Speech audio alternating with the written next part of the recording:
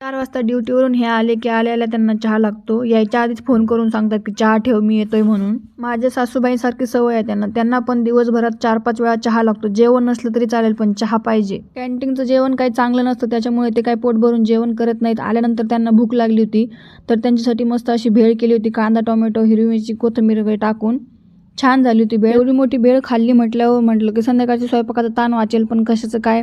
ते म्हणले मला 2 चपाती तरी मी खाईल, स्वयंपाक कर म्हणून. तर मस्त अशी वाटाण्याची आणि बटाट्याची मिक्स भाजी करणार होते मी. त्यासाठीच कांदा, टोमॅटो हे सगळं तेलामध्ये परतून घेतलं. ते बारीक केलं, कढईत तेल टाकलं, जिरे मोहरी टाकून कांदा टोमॅटोची प्युरी टाकून छान असं परतून घेतलं तेल सुटेपर्यंत. त्याच्यानंतर त्याच्यामध्ये मसाले ॲड केले. हळद, मिरची पावडर, कांदा लसूण मसाला टाकला, छान असं परतून घेतलं. त्याच्यानंतर वाटाणे टाकले, ते पण 4-5 मिनटे परतून घेतले. त्यानंतर बटाटे मी आधी तेलामध्ये तळून घेतले थोडेसे, ते पण त्याच्यामध्ये मिक्स केले.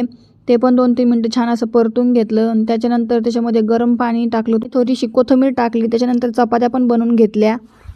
घरीच मस्त असं हॉटेलसारखं जेवण केलं. हॉटेलचे पैसे पण वाचले आणि घरी चमचमीत जेवण पण झालं. चला भेटूया आपण उद्या. बाय.